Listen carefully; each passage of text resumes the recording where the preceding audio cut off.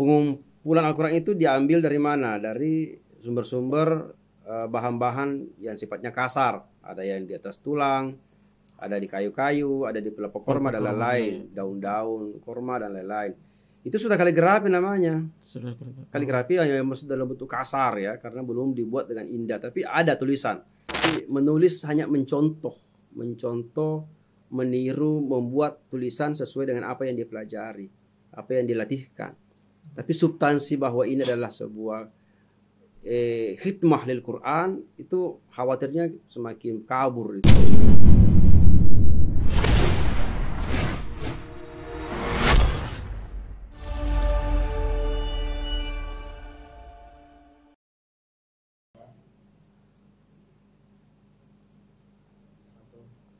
Assalamualaikum warahmatullahi wabarakatuh. Waalaikumsalam warahmatullahi wabarakatuh.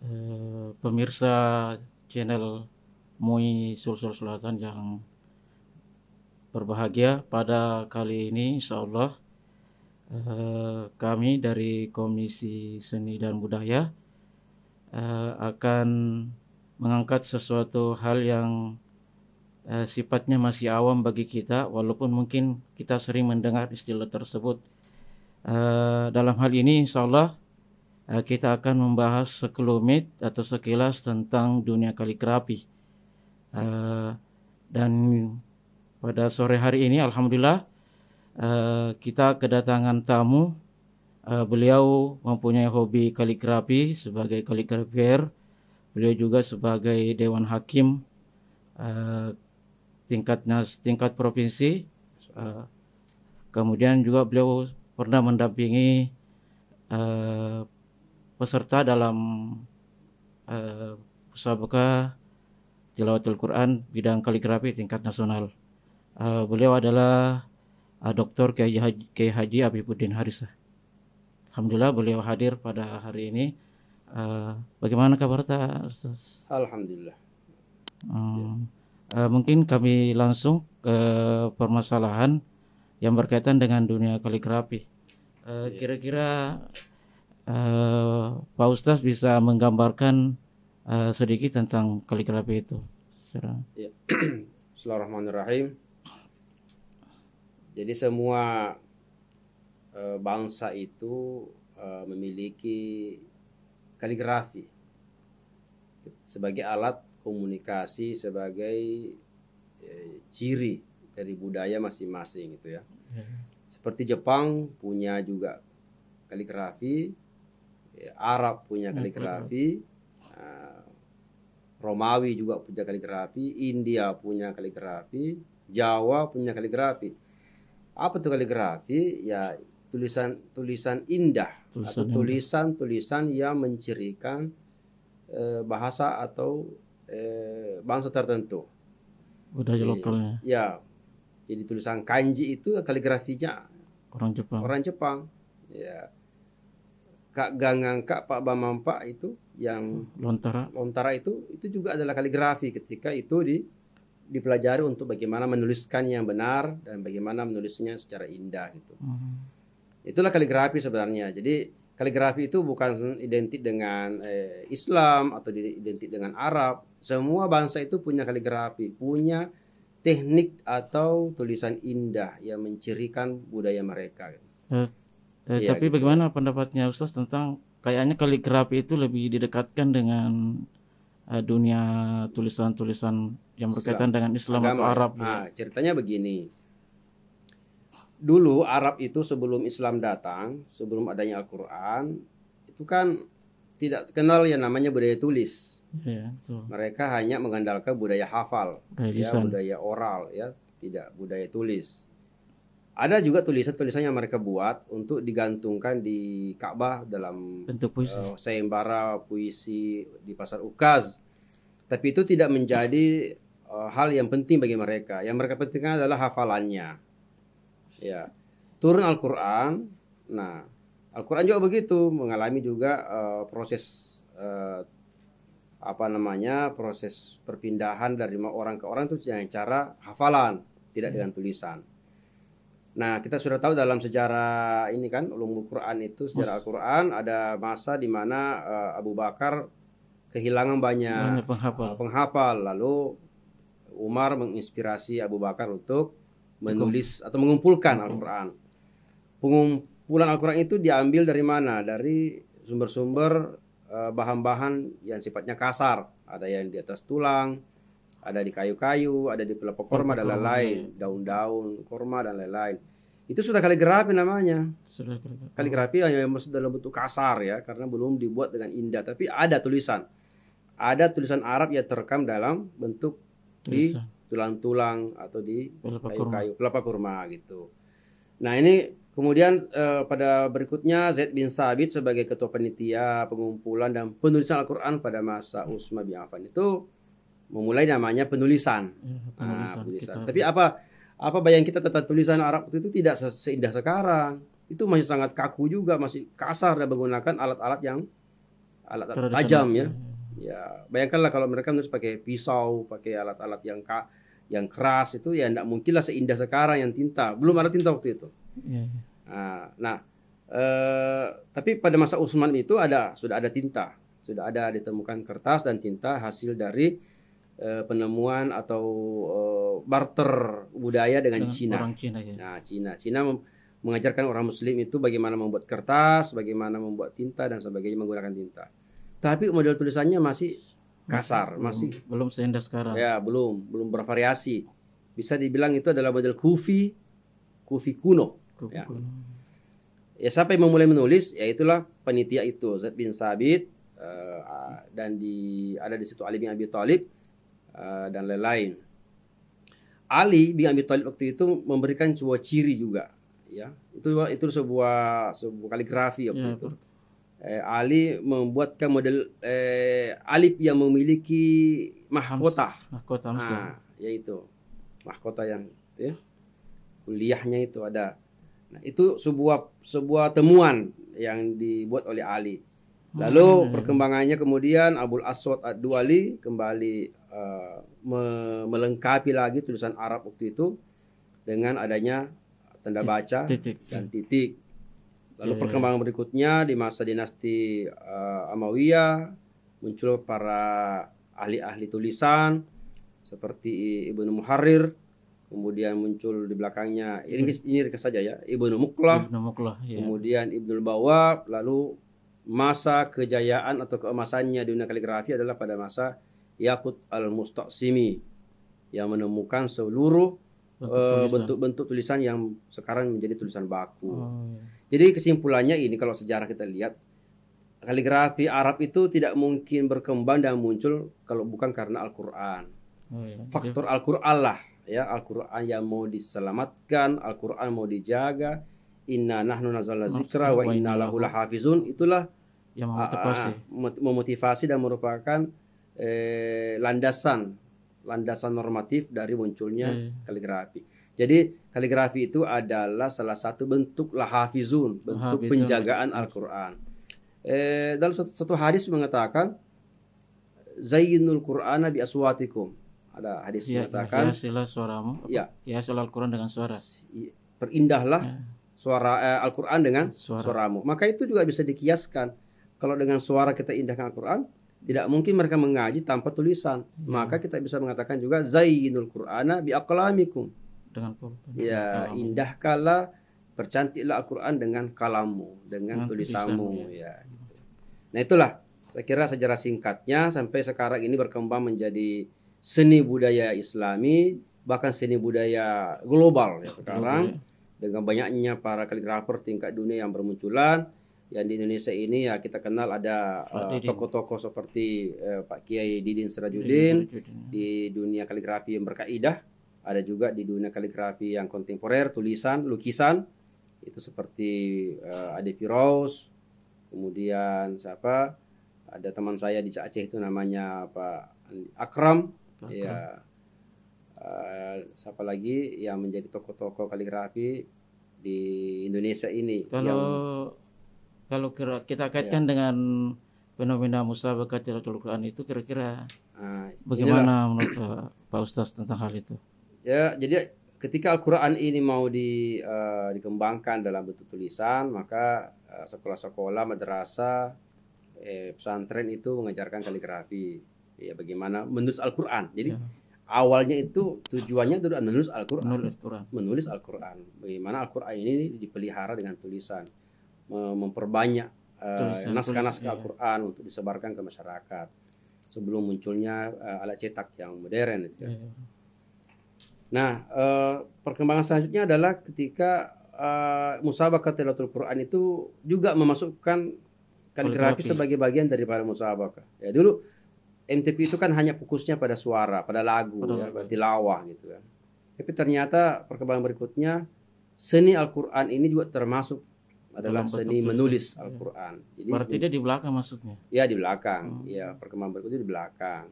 Ya dari mulai hanya sekedar memperlombakan tilawah, lalu memperlombakan hafalan, tahfiz, hifzul Quran, lalu memperlombakan juga tulis. Karena memang semuanya terkait dengan Al-Quran.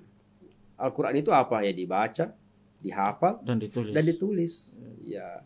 Kalau hilang tulisannya, bagaimana bisa membacanya?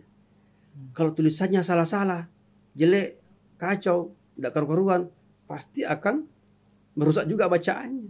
Apalagi orang yang mau belajar membaca Quran, menghadapi tulisan jelek, gimana? Tidak menarik. Jadi menggugah hatinya. Ya, kewibawaan Al-Quran juga adalah tentukan oleh tulisannya. Sehingga sekarang Al-Quran menjadi sebuah karya-karya yang fenomenal karena adanya keindahan tulisan Al-Quran itu. Kalau melihat fenomena sekarang saya lihat itu ada kecenderungan para kaligrafer itu sekarang lebih beralih ke dunia digital. Dalam hal ini kan kalau mereka latihannya dengan tradisional itu terlalu banyak alat itu lama. Kalau dengan ada alat itu cukup itu yang dibawa. Kira-kira ada pengaruhnya tidak dalam perkembangan dunia? Sebelum saya menjawab itu, saya ingin berkata begini. Ada hal yang sebenarnya memprihatinkan juga ketika kaligrafi itu menjadi bagian daripada perlombaan. Sehingga begini, prinsip atau niat awal kaligrafi menjadi penjaga Al-Quran atau lahafizun itu menjadi bergeser ke menjadi sebuah ajang event-event seni yang tidak langsung kepada substansinya. Substansi bagaimana Al-Quran ini. Jadi, banyak kaligrafer tidak paham apa yang dia tulis itu. Dulu kaligrafer itu juga ustadz. Kaligrafer juga adalah seorang hafiz. Kaligrafer juga dulu seorang ahli bahasa Arab, sehingga sinkron antara menulisnya dengan mengetahui maknanya dan mengetahui bacaannya dan mengapa ini disambung di sini, mengapa ini dipotong di sini, mengapa ini diputar ke sini. Gaya-gaya itu ada ketegasannya, ada gaya lembutnya, ada ini. Itu sinkron dengan substansi dari Al-Quran yang dituliskan atau teks yang ditulis. Sekarang ini cenderung hanya bagaimana mereka membuat karya yang indah. Jadi menulis hanya mencontoh, meniru, membuat tulisan sesuai dengan apa yang dipelajari, apa yang dilatihkan. Tapi substansi bahwa ini adalah sebuah khidmah lil Quran, itu khawatirnya semakin kabur. Berarti ini yang perlu disampaikan kepada para kaligrafer itu. Ya, perlu disampaikan atau disadarkan para kaligrafer muda kita bahwa Anda ini adalah seorang khadimul Quran, ya, bukan sekedar seniman, bukan sekedar tukang tulis yang memainkan seni. Nah, sama dengan digital sekarang. Ya, digital itu kan sebenarnya perkembangan baru. Awalnya itu ada namanya kontemporer. Yang kontemporer itu tidak mau terikat dengan kaidah karena itu mereka lari kepada lukisan. Ajangnya ini para pelukis untuk juga berkreasi tanpa harus diikat dengan kaidah. Nah, karena kaidah ini kan penting sebenarnya. Lalu sekarang muncul namanya digital. Kenapa? Karena tidak lagi menggunakan alat-alat yang ini, tapi menggunakan cara-cara penyusunan melalui aplikasi komputer. Kalau dilihat dari definisinya kaligrafi menurut Yaqut Al-Mustaqsimi bagaimana? Dia bilang al-khattu huwa handasatun ruhaniyah tuzaharu bi alatin jismaniyah. Kaligrafi adalah seni, arsitektur ruhani yang dimunculkan atau diekspresikan dengan alat jismaninya. Nah, kalau ini dipakaikan sebagai dasar, ya digital itu bukan kaligrafi sebenarnya bagi saya. Dia adalah sebuah teknik-teknik merangkai dalam kaligrafi.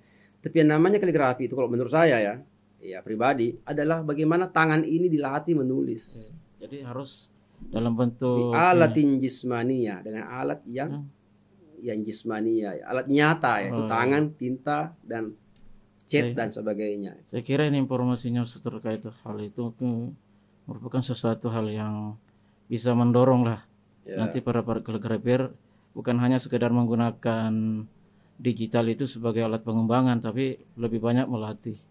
Digital itu kan dibuat dikembangkan untuk jasa-jasa yang ingin minta supaya dibuatkan semacam spanduk atau surat undangan atau gitu kan, pamflet. Tapi yang namanya seni budaya kaligrafi itu adalah di alatin jismaninya, dengan alat yang nyata, yang real gitu. Saya lihat juga ada perkembangan, misalnya ada pendapat yang mengatakan bahwa kaligrafi yang ditulis di masjid itu sesuatu hal yang bidah atau dilarang. Bagaimana pendapatnya, Ustaz? Ya, memang pada masa Nabi tidak ada kaligrafi. Jelas kalau dibilang itu adalah bid'ah, ya bid'ah memang, karena pada masa Nabi belum ada kaligrafi. Saya tadi sudah bilang bahwa kaligrafi itu muncul setelah masa Umayyah berkembangnya, muncul tulisan Kufi, tulisan Sulus dan sebagainya. Pada masa Nabi tidak ada tulisan. Al-Quran itu dihafal, dibaca di dalam masjid. Itu jelas bid'ah. Tapi apakah bid'ah ini merusak agama? Itu tidak. Justru kaligrafi ini bid'ah yang mengembangkan dan mengangkat citra agama, mengindahkan Islam dengan kaligrafi. Orang menjadi segan dengan Islam karena adanya kaligrafi. Bahwa orang tersentuh hatinya dengan Islam karena melihat keindahan kaligrafi Al-Quran. Tapi kalau begini ya, secara fikihnya begini, kalau tulisan-tulisan di masjid itu terlalu berlebihan ornamennya, berlebihan, menampakkan bentuk-bentuk rupa manusia atau binatang yang dicampur baur dengan bunga-bunga sebagainya, dan langsung menjadi sebuah titik pandang orang di masjid yang mengganggu konsentrasi khusyuk. Itu ya jelas itu tidak baik. Ya diharapkan itu tidak seperti itu. Tapi kalau Al-Qur'annya yang menonjol tulisannya, dan itu adalah zikir membaca itu, ayat-ayat yang mengingatkan kepada salat, tentang memakmurkan masjid, tentang infak, tentang itu dakwah dan bentuk tulisan. Orang masuk masjid melihat kaligrafi, sejuk perasaannya, enak, betah di masjid, menikmati keindahan dan menikmati suasana. Kalau misalnya saya pernah melihat satu masjid, walaupun saya tidak terlalu paham tentang kaidah kaligrafi, tapi teman yang saya temani bahwa ini banyak tulisan-tulisannya yang kalau salah kaidah. Kira-kira bagaimana melihat masjid-masjid yang ada kaligrafinya tapi menurut kaidah itu salah penulisan? Ya, kalau saya tidak terlalu pentingkan persoalan kaidahnya, karena kaidah itu kan relatif ya. Mungkin bagi saya itu benar, menurut orang lain yang sesama pecinta kaligrafi juga mengatakan itu salah gitu, atau itu sebuah relatif. Namanya seni ya, seni apa, kurang halus lah, kurang panjang, kurang pendek dan sebagainya. Yang penting itu adalah tidak salah tulis, tidak salah ayat, tidak salah sambung, tidak salah baris. Itu saja. Kalau salah baris, salah huruf, ya harus dirubah, itu harus diperbaiki. Kalau kaidahnya tidak. Saya kira tidak mengganggu kehusyuan jamaah ketika dia mengatakan kaidahnya kurang bagus. Itu relatif. Umumnya jamaah tidak paham kaidah, hanya orang-orang yang menekuni saja yang tahu bahwa ini. Tapi sesama kaligrafi juga kita saling paham lah bahwa ya kita maklumi kalau dia memiliki cara seperti itu. Menurut kita maunya begini. Ya itu salah seni ya. Seni itu relatif, tidak kaku gitu. Di kaligrafi itu ada seninya, ada juga keindahannya, ada juga kesakralannya. Sakralnya adalah ketika ya menulis ayat-ayat suci atau hadis, itu sakral, tidak boleh salah. Tapi keindahannya ketika dia memilih bentuk-bentuk atau tulisan gaya yang dia suka, itu keindahan menurut dia, subjektif. Atau kebenarannya, yaitu sesuai dengan kaidah. Artinya kalau dia kufi, jangan campur-campur dengan sulus. Kalau dia naskhi, kalau dia farisi. Diwani. Nah, itu namanya kebenarannya.